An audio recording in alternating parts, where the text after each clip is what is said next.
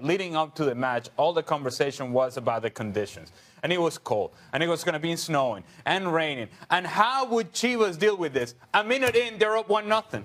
So it was supposed to be an advantage for Toronto FC, and a minute in, you're not ready to play. Chivas comes in and scores a goal, and then that puts you in a tough situation.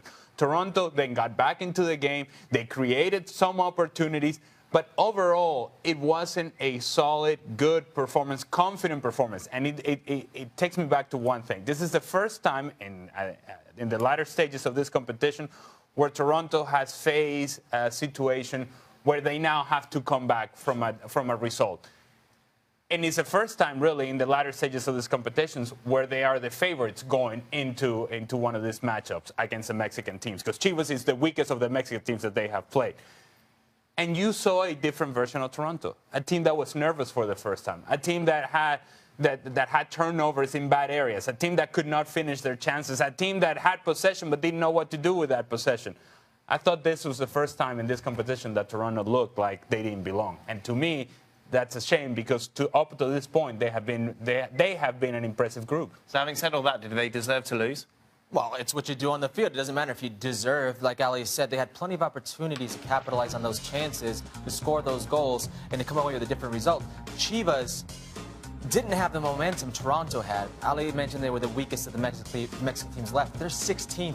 Right. Out of 18 in position in Liga MX. They're not a confident bunch right now. Lots of talk about this being a failure of a season for them. On paper, Toronto is a stronger team. They should have came away with more based on what they've done, but they didn't finish, so they don't deserve more. Let's take a look at what the bookies have to say regarding the second leg of this tie. Of course, that will be in Mexico.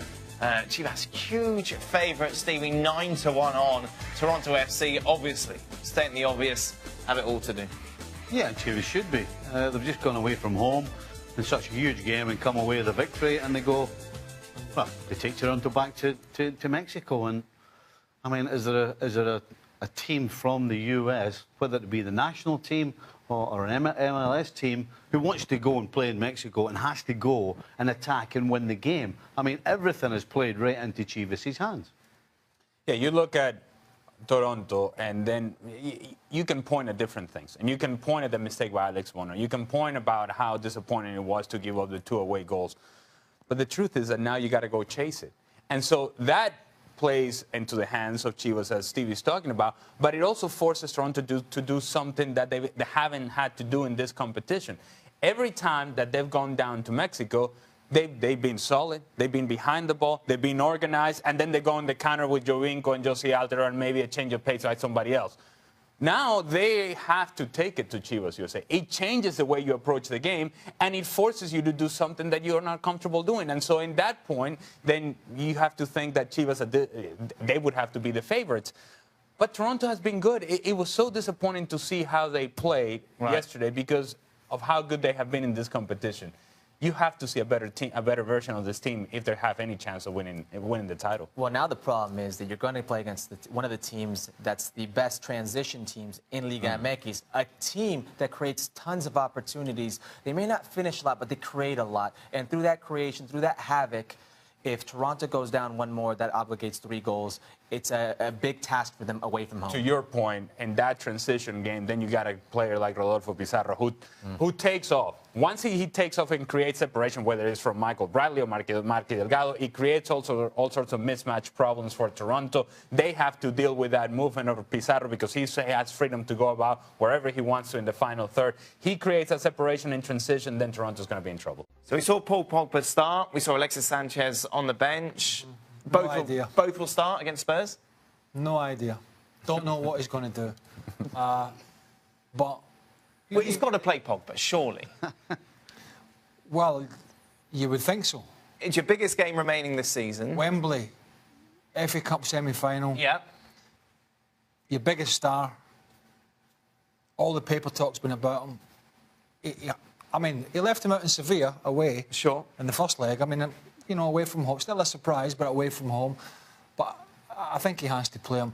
As well as he played along with some of the United players, I have got no interest how Paul Pogba plays against Bournemouth away. Really. Do you know what I mean? I want to see what he does in the weekend. I want to see what he does against all the big teams. Not fine, in isolation, Bournemouth away, little club. That's not why he gets the big bucks. What do you think, Stevie? Looking ahead to that semi-final. Alexis Sanchez on the bench, he will play definitely. Lukaku will definitely play. Oh, yesterday, Matic will play. Yesterday, Mourinho basically said he wasn't resting anybody. It was on form. Yeah. And if anybody did really well, then they would play. And well, I can tell you straight away, before the ball was kicked, Luke Shaw could have scored a hat-trick. Would never be playing on the Saturday. Fellaini could have scored a hat-trick as well. Was never going to play on the Saturday. It's a lot of goals. And that's for not resting anybody. Guaranteed Sanchez plays on Saturday. Right. So everything he said leading up to this game was complete gobbledygook. Well, whatever that is. What was that you just said? Just a lot of rubbish. Okay. Look, even when he's given a compliment to Paul Pogba, it's sort of like he was phenomenal against Manchester City, but today he wasn't quite that phenomenal. Yeah, but he's still got a very, very good. Very, very good, but we'll see. And the truth is, Paul Pogba was never in doubt to start on Saturday. If indeed this is what the season is all about for Manchester United, it comes down to this game, then you assume that you would put your best players out on the field. That's what every manager in the world would do. However, Jose Mourinho doesn't consider himself to be every manager in the world. He is the special one. So he would make a special decision that would be the wrong one. You need your best players on the field. Paul Pogba is one of your best players. Top performance. Obviously, the performance against City was special because come with 2 goals. But this performance was very similar level. So, top performance. He can do it. Thank you. Thank you. Paul Scholes said just before the game that at West Brom last week, Pogba's performance was disrespectful to you. I just wonder what you make of that. I don't agree. I agree that wasn't a good performance at all. With that, I agree. Welcome into extra time. You're right, Craig, you seem a bit edgy. Oh, you're ready to... That's a natural state. To pounce. Look at him, he looks edgy. Eh? It's just... As if he's going to fall asleep. Well, I've just said I'm tired. Exactly. And you know what it is? No golf in a long time. No golf, but working out. Well, Back on it. I think I feel hurt. Why, what's really wrong? hurt. In fact, I'm a bit paranoid about it. Why, what's happened? Well, I wasn't involved in the CONCACAF Champions League talk. Oh, that was it. And you know, I'd prepped it all morning as well. Would you like to add any? Oh, No. that's it. We've just ruined it. I was so hurt. Who was playing? You just carried on with that, man. I like that one. Who was playing? Toronto. There you go. Chivas. Hey! What do you know about Mexican football? What do you know about it? What do you know about Mexican football? Ali is back. Yes. Can't wait for the show. I don't know how to say it in Spanish, but welcome back, amigo. All right. Well, How do you say welcome back? bienvenido. Bienvenidos. Yeah. There you are. Perfect. Did you have a nice holiday? Yes, I did. You two weren't together because you were away at the same time. No, we're not together. No. Stupid comment. Yeah. How can you live in Spain for 5 years and not know what welcome back means? Well, I don't know. Welcome back's not a phrase you would say very often, is it? No? No. And you're living in Spain for 5 years, you never say, oh, welcome back? No. No. So nobody ever said to you, welcome back. I would understand that. See you later. Fair enough. Bienvenido. Bienvenido. I knew that's welcome, but I didn't know that there was a back Bienvenido bit. de regreso. Ah, de regreso, you see. Now Don't start now. No. Don't start now. Do you think some Man United players are shielded by the relentless Paul Pogba media criticism? Lots have had some dreadful performances in the past, yet Pogba has taken the flak and we've all forgotten. Forgotten who? Good. There's your answer. What? There's your answer.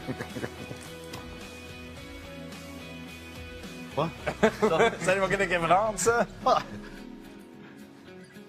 Well, the guy who costs the most, if they're not the best, is always going to get flack before anybody else. Yep. So, Is he forgetting it's about... normal. Is he forgetting... I think Shaw's had some, Yeah, sure has had some. Yeah. and probably rightly, but he's had some, a lot. Smalling's had it, Jones got it last year. So, others have had it, yeah.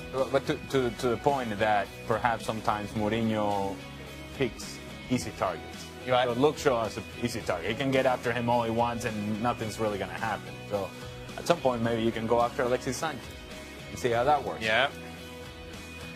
Do you guys miss the couch? No, hate it. We've got a new studio coming soon. Oh, Yeah, hello. It's not this one. Yeah, I know. Yeah. Why would I say we've got a new studio coming soon? Well, we're Well, sat I'm- in this studio. That would make any sense. Well, they might have thought we've got a new studio design.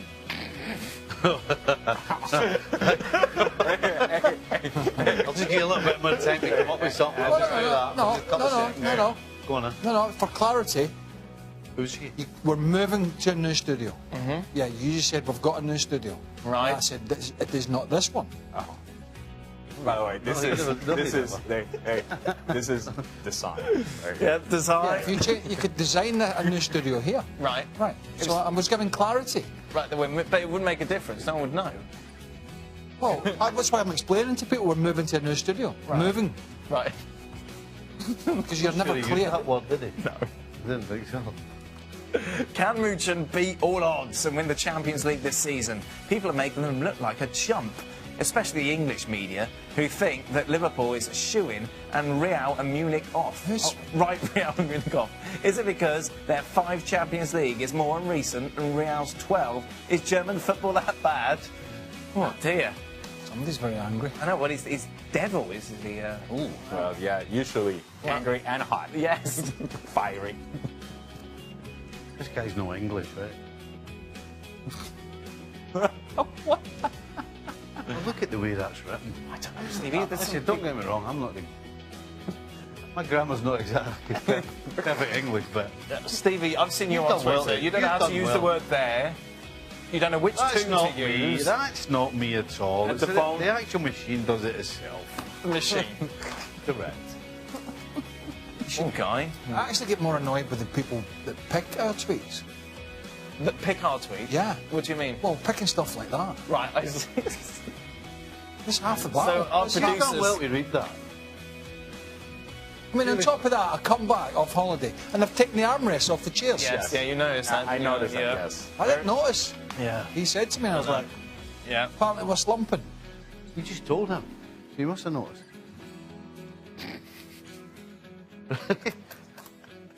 Well, nothing really has changed, to be honest.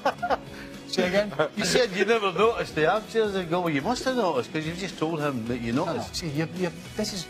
I never noticed on Monday when I was back. Say Monday. Pardon? He did say when I told him. Until I told him.